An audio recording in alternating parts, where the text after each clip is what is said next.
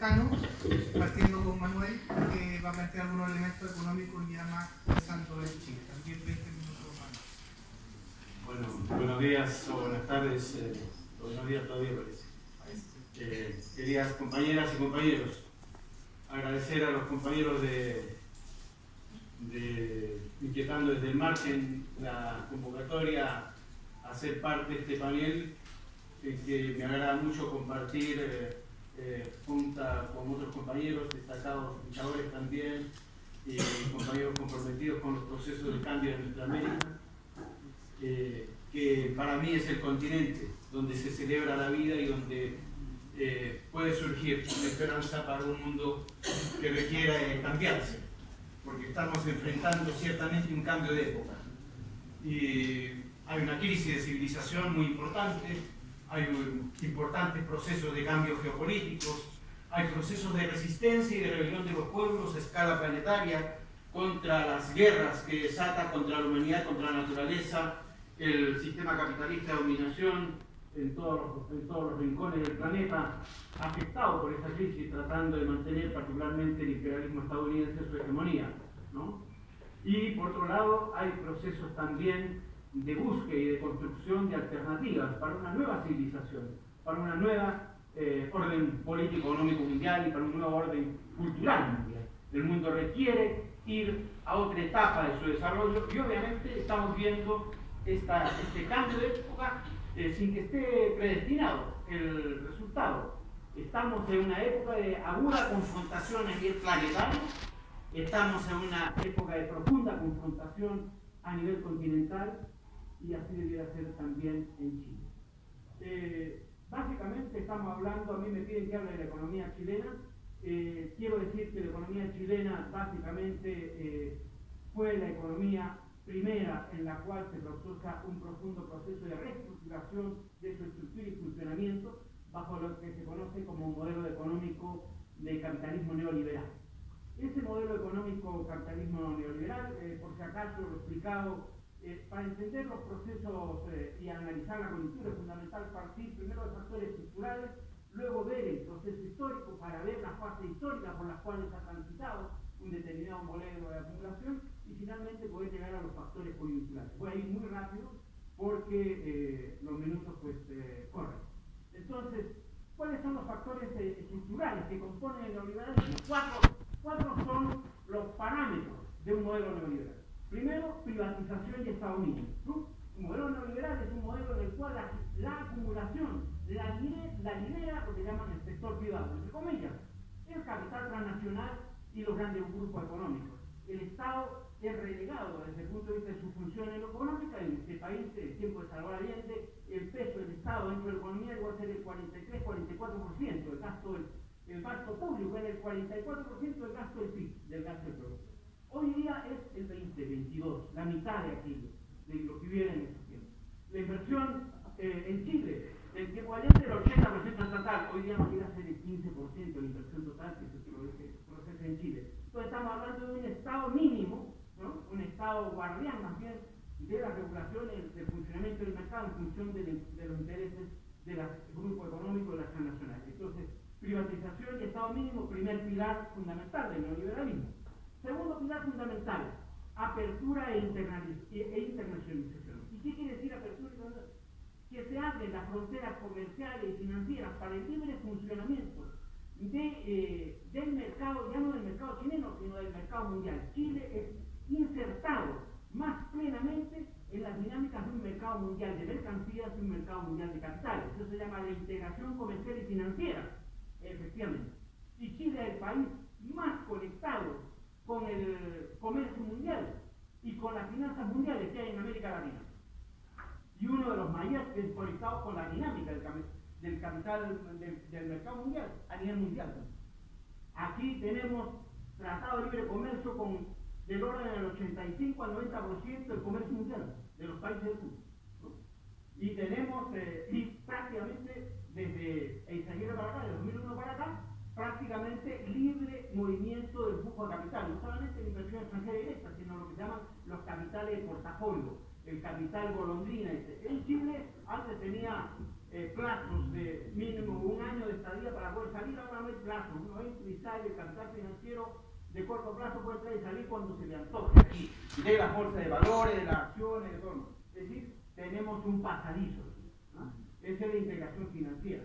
Gracias a eso, Chile tiene la clasificación de riesgo país más baja de América Latina. Esto es decir, que el adicional que las tasas de interés le cobran a la banca internacional cuando un banco o una empresa toma crédito acá es el más bajo tasa de interés que se puede conseguir prácticamente en toda América Latina y uno de los más bajos en el mundo. Nos gana Singapur, nos puede ganar algunos otros países, pero acá una ventaja competitiva fundamental no solamente son nuestras riquezas naturales, es que aquí el costo del crédito internacional es el más bajo para cualquier empresa que quiera operar internacionalmente. Por cierto, ese crédito no es para el pequeño propietario, estamos hablando de los bancos y estamos hablando de las grandes empresas en Chile que no se financian en Chile, se financian internacionalmente, que para eso está el mercado financiero mundial.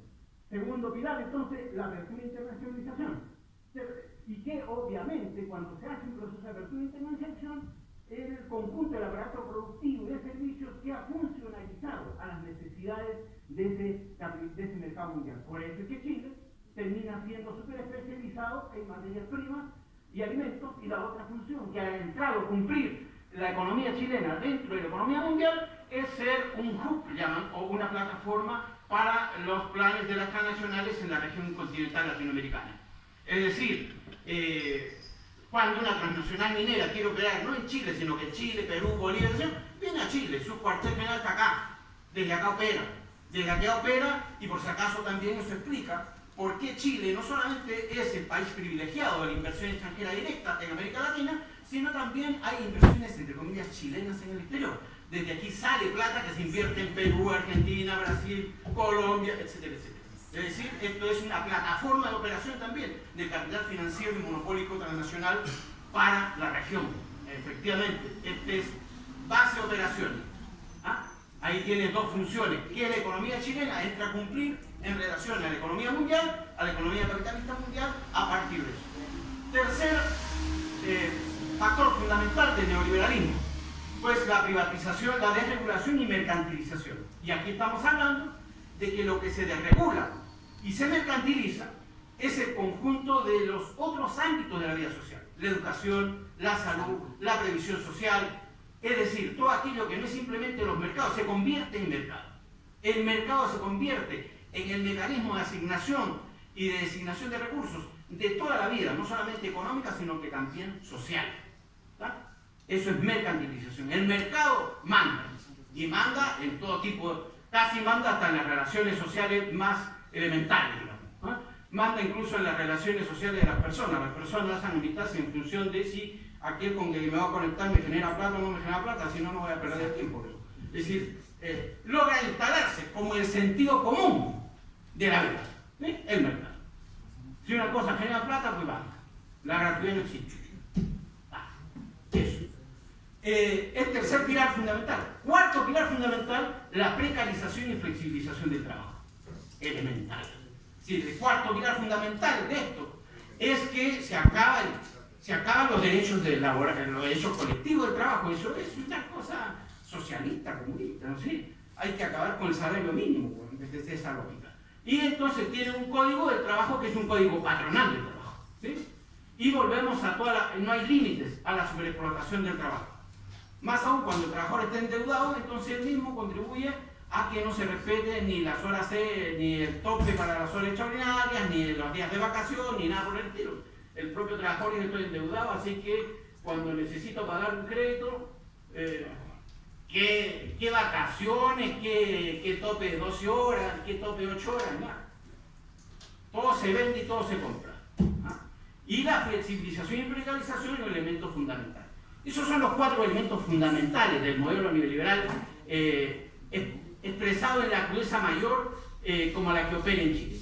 Ahora, a lo largo de la historia, ¿cómo han ido estos 4 factores que están permanentes? ¿Cómo ha avanzado este proceso desde el punto de vista histórico? Pues desde el punto de vista histórico hemos pasado 4 fases. Y cuando hablamos de estas 4 fases, por si acaso, en el tránsito de estas fases tiene que ver el proceso de cómo el sistema de dominación chileno, no solamente su modelo de acumulación, sino que el sistema de dominación chileno se va insertando dentro de la dinámica del sistema de dominación del capitalismo mundial y cómo se va insertando también en el proceso de la economía mundial. Y hemos pasado por 4 fases. 2 de esas fases son las fases de instalación y reformulación del modelo neoliberal. Esas 2 fases se hicieron bajo dictadura. ¿Sí? Bajo dictadura. Teníamos, vamos a decir que en Chile, desde el punto de vista del sistema de dominación, y estamos hablando de la articulación política, cultural, ideológica, económica, con la cual se lleva adelante la dominación en un país, se llama sistema de dominación. Esa articulación tiene una forma que yo ahí aparece, estoy usando una diapositiva que uso en las clases cuando explico esta cosa en el mundo de los compañeros trabajadores. Y ahí hay una breve síntesis histórica del movimiento sindical chileno desde fines del siglo XIX, que es cuando surge el movimiento sindical, hasta nuestros días. ¿Sí? Faltaría aclarar que la última sigla que aparece ahí, que el SUS hoy día es la Central Clasista de Trabajadores. Bueno, vamos para allá y ahí dice 1975-1989, modelo de acumulación neoliberal, fase de instalación y reformulación, efectivo. Esa fase de instalación va del 75 al 81 y viene ahí la crisis de la deuda externa 81-82, ¿sí? Y se reformula el sistema. ¿No? Ahí entran las nuevas etapas de privatización, en Tabiji entran las modernizaciones con las cuales se va a privatizar la educación, la salud, la seguridad social, se va a reformular el Código de Trabajo, etc. El sistema de dominación que está imperando es el sistema monopólico financiero transnacional. Es decir, este sistema de dominación, las clases dominantes están formadas por el capital financiero internacional, las grandes transnacionales, particularmente con énfasis en lo financiero, pero también la monopolización de los mercados que operan en Chile, ¿sí? Bajo los grandes grupos transnacionales y los grupos económicos locales. El movimiento sindical es desarticulado en esa época, está la Coordinadora Nacional Sindical y el Comando Nacional de Trabajadores, que ustedes sabrán, convocaron el año 83 al 86 el proceso de protestas que fue el intento del movimiento popular, a pesar de todos los golpes que ha sufrido entre el 73 y 76, de ir al desplazamiento por la vía de la lucha popular, de la dictadura, con el desastre que finalmente fuéramos derrotados hacia el año 86. El movimiento popular es absolutamente desarticulado y descabezado finalmente entre 83 y 86. Bueno, llegamos así entonces a una reformulación del modelo, que es el modelo que entra a tallar después de Vigi, 85 al 89. Del 89 para acá hemos vivido también 2 fases del modelo neoliberal. La fase de consolidación del sistema, que ha durado desde 1989 a 2011, y de 2011 para acá estamos viendo la fase de crisis del modelo neoliberal. Voy a explicar eso muy rápidamente. Sigue siendo un sistema de dominación monopólico financiero, pero ya no estamos bajo régimen de dictadura, estamos bajo un régimen de democracia formal, ¿sí? De una democracia electoral, bajo la misma constitución del 80, que ha sufrido una serie de reformas parciales. La última significativa, bueno, en el 2005 Lago le puso su firma a esa constitución, desplegó el Consejo de Seguridad Nacional, acabó con los senadores designados, una serie de mecanismos de esa naturaleza, pero la última gracia que han hecho, y en ese sentido ha sido también el resultado de eso, ha sido el cambio del sistema electoral binominal, que finalmente se acabó y que ha permitido justamente que en las últimas elecciones parlamentarias ya no la cosa quedara en el duopolio político, sino que apareciera como tercera fuerza de expresión política el Frente Amplio, ¿no? Pero estamos básicamente bajo el mismo modelo de constitución, estamos bajo lo mismo. Ahora, vamos entonces explicamos que esta fase de consolidación se vive por la vía de que se profundizó la privatización, sobre todo llegó la última fase fuerte de privatización, es el gobierno de Frei Ruiz-Tagle, la privatización allí, particularmente las sanitarias, la privatización más profunda de otros sectores, continuó la privatización del sistema previsional, obviamente ustedes han sabido todos los cambios que hubo en eso, pero aparecen también, ya, dale, vamos a ver cómo lo hacemos. Según yo llevo 12 minutos, yo lo tengo anotado aquí, tengo un cronómetro, que me deben 9, ya. Entonces, pásale. Vamos a la coyuntura. Antes, básicamente decir entonces que ha habido una serie de cambios y vamos a ver después estas fases desde el punto de vista de los ciclos vividos por la economía chilena desde la democracia. En todo caso, la economía chilena en la coyuntura 2018-2019, uno podría decir que está repuntando el crecimiento por mejores precios del cobre, una recuperación moderada de inversión y menor del consumo. Por otro lado, la política monetaria que se está llevando es una política monetaria expansiva en proceso de reducción, es decir, está empezando a subir la tasa de interés después de mantenerse bajo durante mucho tiempo. Y tenemos un gasto fiscal contenido bajo este gobierno, básicamente, donde están buscando disminuir el gasto fiscal, bajarlo, bajar el gasto público en buena cuenta y contener en ese sentido el tema del déficit fiscal y también del endeudamiento público que en los años de Bachelet, en los últimos años pues tendió a subir, enfrentando fuertes protestas sociales y movilizaciones sociales que hicieron que el gasto público siguiera creciendo por encima de los ingresos fiscales. Que en ese periodo también está afectado los ingresos fiscales básicamente por la respuesta patronal a las reformas tributarias, a la reforma educacional hechas por Bachelet.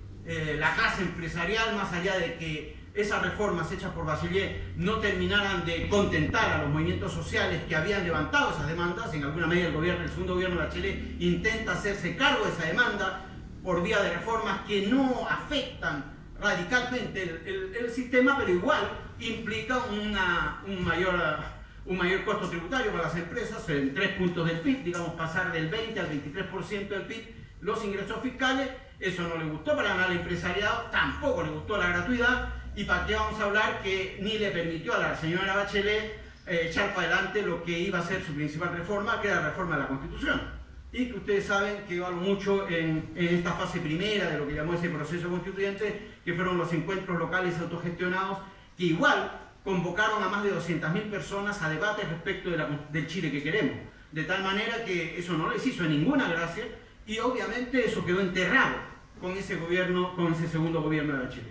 Y hubo, como vamos a verlo si ustedes quieren desde el punto de vista de la inversión, pues un sabotaje empresarial muy claro, no solamente local, sino internacional, al proceso de acumulación en Chile. La tasa de inversión se vino al suelo y los ingresos de capital extranjero, como también las inversiones locales, se frenaron radicalmente.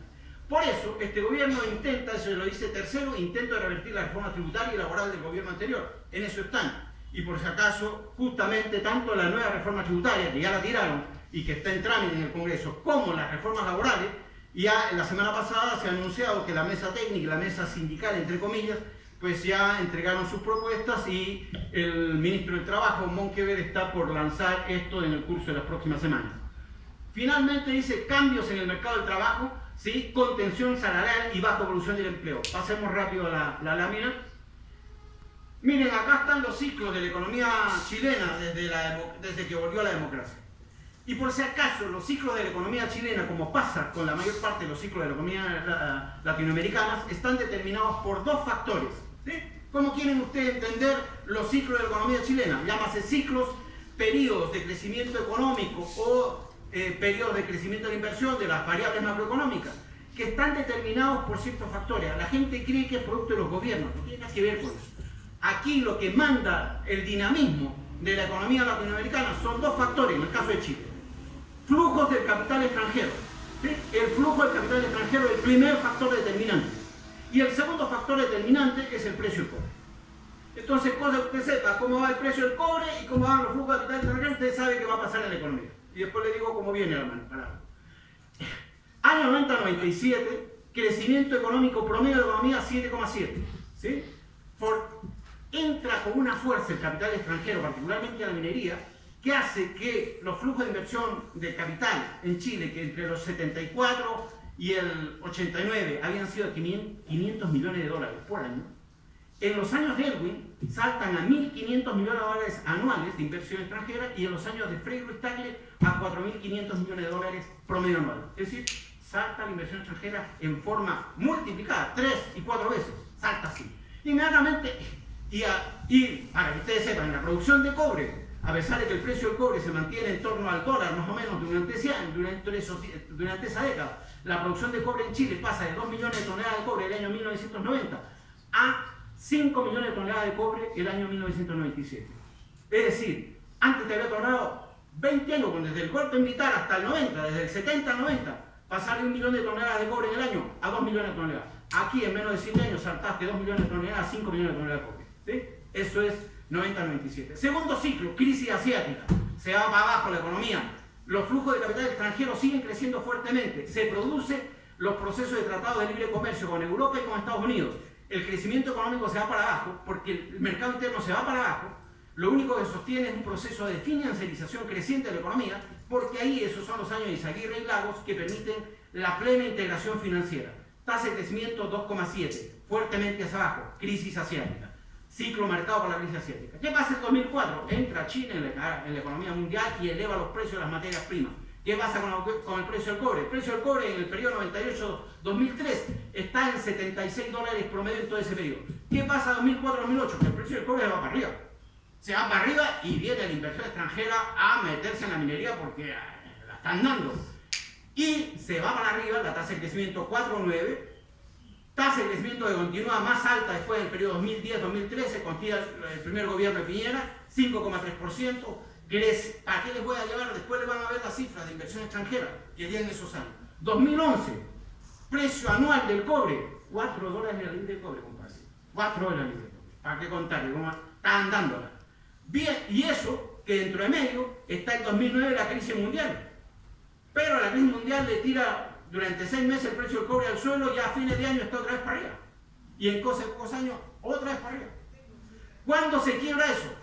Cuando la Reserva Federal manejada, hay que decir que en Estados Unidos hay una pugna de poder entre el organismo financiero, y los grupos más bien de base nacional, militares, petroleros, industriales, que fueron quebrados también por el capitalismo financiero internacional. Y ahí tiene una contradicción, que no hay que decir que en el grupo Bilderberg están conflictados los Rothschild por los Rockefeller, y está en una pugna de poder de la mierda. Hay una guerra entre ellos. Las Torres Gemelas no las tiró abajo Al-Qaeda. Al-Qaeda, detrás de ellos estaban los petroleros. Detrás de ISIS estaba Hillary. Son dos bloques distintos. Hay una fractura en el enemigo que están dándose duro dentro de ellos. Hay una guerra entre ellos. Una guerra no declarada, pero que es una guerra real. Que es la que permite, por otro lado, el avance de China y Rusia. Pero me están metiendo en otro tema. Pero entonces estamos que el 2013 la Reserva Federal cambia su política y empieza a saca toda la facilidad cuantitativa, es decir, una enorme cantidad de dinero que estaba metiendo al mercado, la retira y anuncia que 2015 además va a empezar con el alza de la tasa de interés. 2013 entonces el precio del cobre, que está muy alto, empieza a derrumbarse y nos va a meter el cobre, el precio del petróleo, el precio de toda mierda va para abajo, el precio de las materias primas para abajo, radicalmente, y fuga también de capitales, entonces cae eso. ¿Qué pasa en los años 2014-2007, segundo gobierno de Bachelet? Que el precio del cobre se fue todos los años consecuentemente para abajo. ¿Y qué pasó con la inversión? Todos los años para abajo. ¿Sí? Y eso lo podía hacer el gobierno. ¿Qué iba a hacer el gobierno? Como si el gobierno no controla ni el precio del cobre ni los flujos de capital extranjero. Y se fueron para afuera y la tasa de inversión 4 años cayó sostenidamente. Ahora, en 2016 entra Trump. Trump es expresión del enemigo del globalismo financiero y se va a la mierda de la globalización financiera. Vamos a recuperar la base nacional de capitalización. ¿Cómo esto que me quieren acabar con el ejército de los Estados Unidos, con la OTAN, un ejército mundial? Me decía la mierda, vamos a matar y se acaba la OTAN, se van a la chucha. Y ahí está. Y hay una política distinta, porque el que controla el poder político en este momento no son los demócratas, que son la expresión del globalismo financiero, que no son estos otros. Y ahí está en esa pugna, que ustedes saben cómo está, ¿no? Y entonces, obviamente, los precios de las materias primas empiezan nuevamente a subir y el dólar a bajar. ¿Hasta qué pasó? El año pasado, estamos hablando de 2018, julio, el dólar iba para abajo y el precio del cobre iba para arriba. Y en julio cambia la mano en la Reserva Federal y la Reserva Federal aplica una nueva alza de tasa de interés y el dólar empieza a repuntar y el cobre aparece. ¿Cómo terminó el dólar el cobre el año pasado? 2,97 promedio anual. Pero este año, en la primera semana, estamos en 2,65. Otra vez bajito. Y el pronóstico, ustedes quieren, ¿para dónde va la mano? Ya, te cuento. Precio del cobre para este año bajando, a pesar que el Banco Central cree que va para arriba, bajando. Precio del cobre bajando, dólar hacia arriba. Reformas laborales en eso. Y termino dándote la explicación a lo que pasa con el mercado del trabajo. El empleo, según el Banco Central, último informe de política monetaria del Banco Central, dice: hay una estrechez y un rezago del mercado laboral respecto al crecimiento, porque Chile creció 4% este año 2018. Pero el empleo, según la cifra oficial de línea, creció 1,2%. Y ustedes quieren saber cuánto crecieron los salarios, llevan hasta octubre. 1,1 variación en 12 años, compadre. Hasta septiembre. el más bajo crecimiento de los salarios desde el término de la dictadura. Desde el término de la dictadura. Incluso cifras anteriores que habían entrado en julio y agosto decía que las variaciones anuales eran negativas. Y era la primera vez en los meses de julio y agosto del año pasado que los salarios reales retrocedían desde el año 1988. O sea, desde 1988 que los salarios en 12 años no caían. Y cayeron. Y el banco inmediatamente le dijo, voy a tener que corregir estas cifras, las maquilló, dijo, vamos a hacer los recálculos, alguna cuestión está pasando. Y ahora parece que sí está creciendo, aunque muy lento, 1,1, que es más bajo el crecimiento de los salarios. El Banco Central, llamado a explicar esto en su último informe, tiene un estudio que yo recomiendo leer que se llama Evolución del Mercado Laboral. ¿Y qué dicen? Las cifras del INE no sirven para calcular el empleo. ¿Por qué? Porque las cifras del empleo no tienen incorporado el factor migratorio.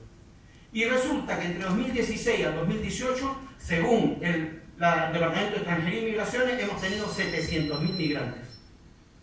Y la fuerza de trabajo, que era el 2,6% de la fuerza de trabajo, hoy día son el 5% de la fuerza de trabajo.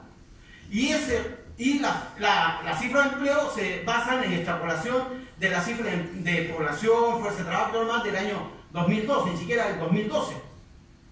No están metidos en los cálculos y por lo tanto hay factores de expansión con los cuales calculan cuánta población es mayor de 15 años, cuánta está, y esas no tienen metido un factor exógeno como es la migración, que hoy día ya es un factor significativo en el mercado de trabajo chileno porque del cerca de 700.000 a 1 millón de migrantes, el 80% de ellos son fuerza de trabajo, o sea, no son niños, no están en edad laboral. Y obviamente esas cifras no estaban siendo recuperadas o captadas por el empleo. Entonces ellos han hecho un cálculo de que el empleo no ha crecido 1,2 sino 2,4. Eso dice el Banco Central. Que el empleo no está creciendo 1,2 como dice el INE, sino que 2,4. Y los salarios, si el Banco Central dice, claro, con aumento de la fuerza de trabajo, producto de la migración, adivina por qué están creciendo poco los salarios. Por la migración. Y eso sí, a mí me consta, porque yo tengo suficiente trabajo y vínculo con los trabajadores asalariados, que la mano de obra migrante, particularmente los hermanos haitianos, las hermanas haitianas y los hermanos venezolanos han entrado a ser un factor para el gran empresariado y también para el empresario mediano y pequeño de abaratamiento de los costos salariales, indiscutiblemente.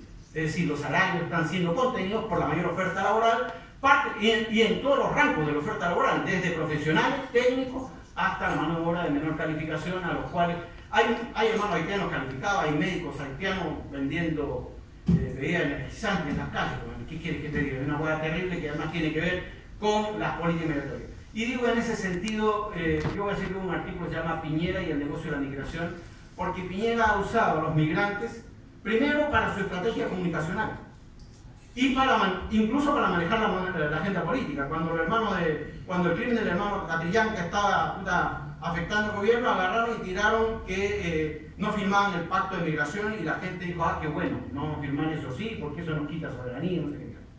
Y la verdad es que inmediatamente cambió la agenda política y ha usado la migración incluso bajo el lema de que estoy ordenando la casa y la mayor parte de la población se ha tragado el tema de que estamos ordenando. ¿Qué tragando la casa? Primero hicieron un desesperado cierre de fronteras para que no entraran más venezolanos y haitianos y segundo, están haciendo de las políticas administrativas para la migración un calvario que desaliente a los migrantes a seguir llegando a Chile en las proporciones que lo venían haciendo, de tal manera de ellos ir controlando el proceso de desempleo.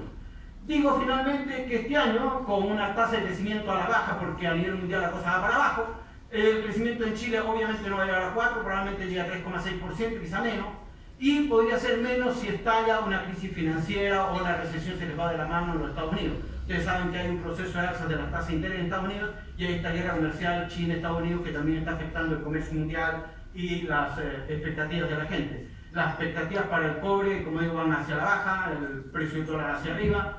Lo importante, compañeros, es que más allá de que la situación hacia adelante no se presenta propicia, obviamente las reformas previsionales y otras van a ir contra los trabajadores. El tema está, ¿qué hacemos frente a un escenario económico de mayor pobreza, de mayor recesión, de mayor contención salarial?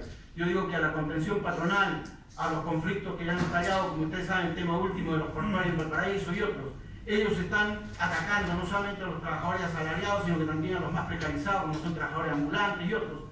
Es fundamental salir a eso primero organizando a la mano de obra migrante dentro de los propios sindicatos, politizar a los trabajadores, incorporar a las mujeres es otra variable con la cual han hecho que los salarios caigan, por si acaso.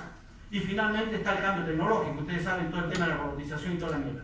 Y en ese sentido, el movimiento sindical tiene que fortalecerse incorporando a los hermanos migrantes, a las hermanas mujeres mucho más ampliamente a su eso, y tenemos que salir a enfrentar las agresiones y la ofensiva patronal con no solamente movilizaciones y protestas, sino que con formación política, con formación ideológica, que permite entender a los compañeros que aquí contra lo que nos enfrentamos es contra este monstruo capitalista que lo primero que ha hecho es colonizarnos las aspiraciones y los deseos y convertirnos en simplemente marionetas del mercado. Es fundamental recuperar el protagonismo, es fundamental recuperar la complementariedad, es fundamental recuperar una visión política de que enfrentamos a la clase trabajadora, no solamente en Chile, sino en América Latina y en el mundo, un monstruo al que hay que derrotar, y para esa lucha no hay fronteras ni en nuestro corazón ni en nuestra sede.